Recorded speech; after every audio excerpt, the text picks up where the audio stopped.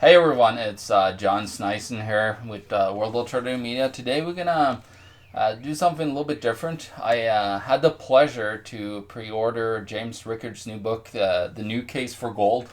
Fantastic book. I think everybody should read this book. It's such a wealth of knowledge James Rickards has when he goes through and analyzes why gold is so important to us today. Now, I can go into it a little bit here. As you can see here, I got lots of footnotes for myself. But some of the interesting points that he makes in this is, of course, that gold has no yield. The gold is money. That is the number one thing he goes into and talks about how gold is not an investment, guys. Gold is, as me and Josh here at World Alternative Media has talked about, it's an insurance of your wealth. And he says it's so important today, especially if you live in a country that can't insure their own currency. If somebody went on a gold standard, you have to own gold yourself. And he says time is of the essence. You've got to go and get it right now, or else it's going to be too late. When that gold price starts moving an inch upwards, it's going to start to really gain momentum quite quickly. And when that happens, you're going to be left there probably without the possibility of getting gold for your paper money. Now, I'm going to go a little bit into here and look at some really interesting points he makes. He talks a lot about the special drawing rights, which is a global currency that the IMF is in control of right now. They borrow money and allocated money to tons of countries. Basically, all countries in the world has an SDR allocation that they borrowed in. Now, he believes there's a couple outcomes with the special drawing rights. Now, the special drawing rights could be used as the last resort of bailout. When the financial markets goes down this time, what he believes could happen is there could be actually an IMF bailout of the whole banking system where they would print massive amounts of fiat special drawing rights, and then he would they would then use that special drawing rights as the world's global trade currency, as an overlaying factor between countries and big corporations, while they'll take, for example, the Canadian dollar, the American dollar, the Norwegian krona, whatever currency you use, and they would back that up with the current, they would actually devalue the currencies, and then they would back that up to the overlaying special drawing rights. Now, we as people would never see the special drawing rights ever. We would basically still use our regular currency, the Canadian dollar, in our place here in Canada.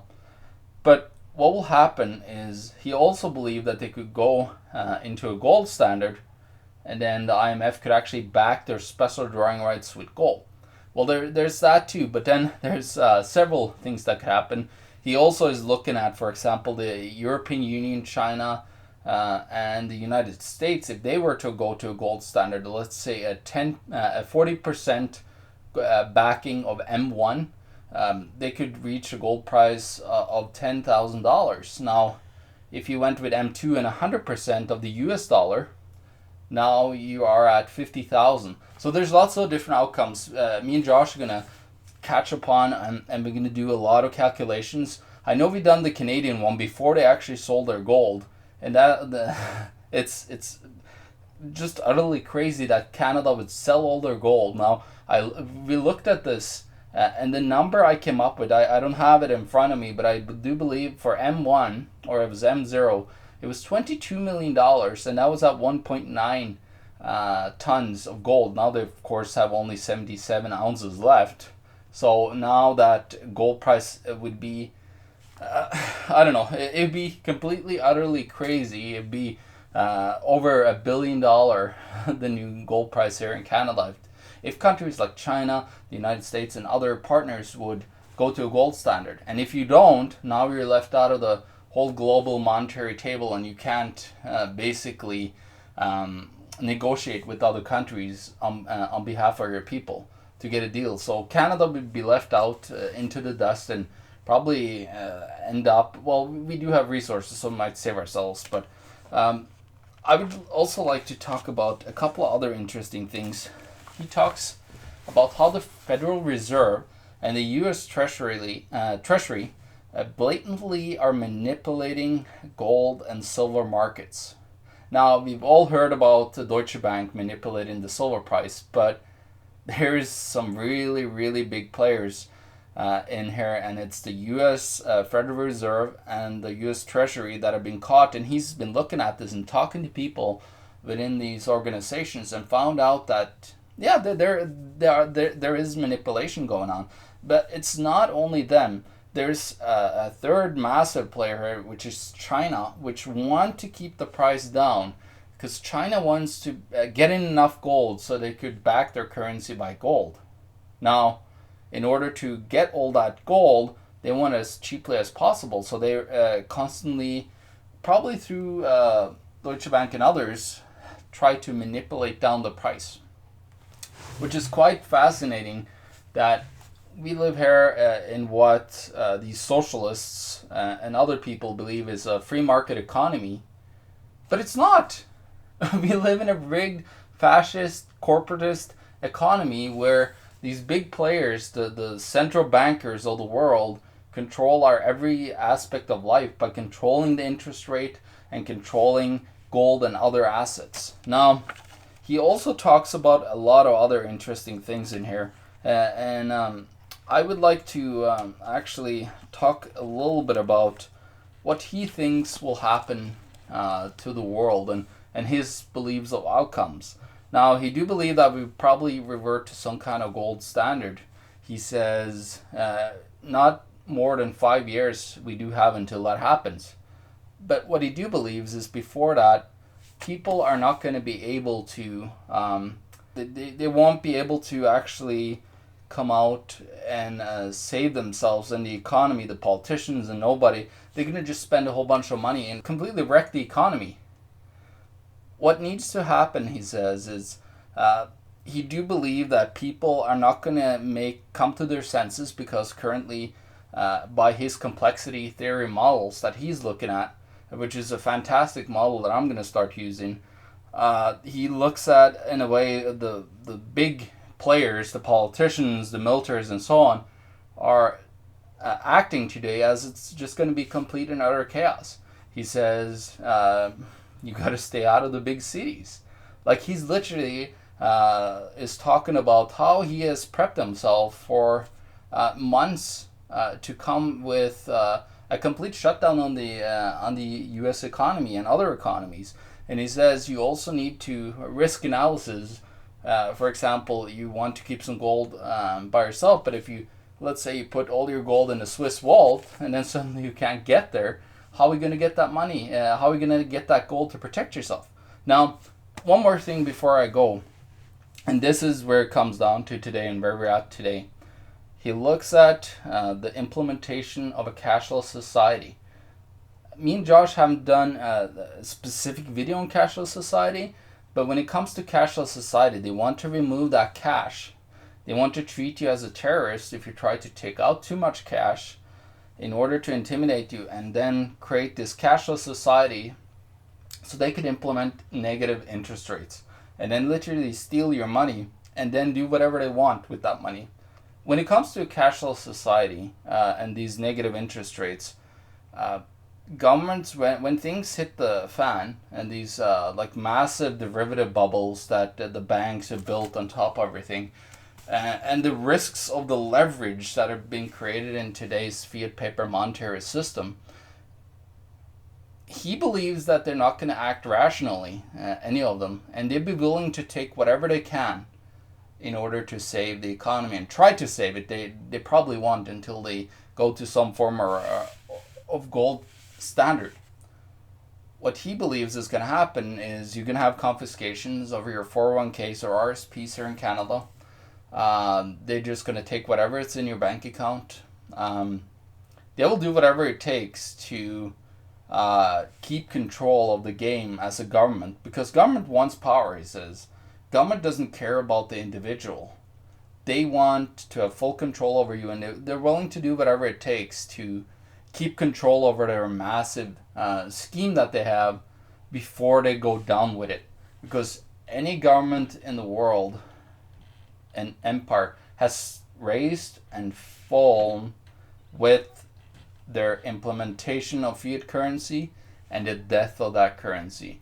Now, what we're seeing today is we went from gold, which they had back in the 1900s in many countries around the world. They went from a full gold and silver coinage. Then they debased that coinage and implemented also paper currencies. So we went from a full gold currency to a gold-backed currency to a full fiat currency where there's nothing back in it, to now a move to digital, fully digital currency. But then he says to protect yourself from bail-ins, that the banks and the governments are willing to just take your money to save themselves. He says the only real protection you have anymore is the gold. Again, so gold comes out after 5,000 years on top of paper money and always winning. It comes out again, even when it comes down to new technology. We never had a digital cashless system that they're trying to implement. But gold is coming out as the only proper and safe protection of your wealth in a fiat currency system that is going to go to a cashless society. Because that's what these guys want. The elites want full control over you. And you better start preparing yourself accordingly and protecting your wealth. And as James Rickards says there, he says the only way you can do it is by using gold. And I might not agree. I tried to figure out where James Rickards is on a complete free market and when it comes to voluntary currencies. I haven't really seen anything on it. I just wanted to touch upon his one last time before I end his video. I do think he really likes a free market economy, but he talks a lot about how the central banks need to back their currencies. I would love to see a response from James Rickards from you. I really look up to your work. You're doing some really fantastic work, James Rickards. I love your currency war. I love your death of money and your new book, the new case for gold. But I would love to see if you can respond to what about voluntary currencies working together in the whole financial system within a country. People will be able to use free currencies. I would love for you to just give us the take on that. I do believe you have great intentions in your work, and you truly care about people and what you're trying to advise people to. So I would love for you to get back to us on this if you ever see this video. So that is my question to you to finish off this fantastic book, by the way. I think it should be in any prepper's little closet. It's a financial survival guide, basically, where he talks about how gold is money. That's just it, and I totally agree with him. So let's get into the rating of this book. I would say it's probably the best book so far from James Rickards that I read, and I would basically give it out of 10 stars. I would give it a 9.8. This is just because no book is perfect by far, but this is very close to perfection, and he really nails Ron Paul's old a case for gold, and he really puts it into new and modern perspective. So yeah, 9.8, James, is definitely what you deserve on your book here. This is John Sneisen, signing up from World Alternative Media. Find the truth, be the change.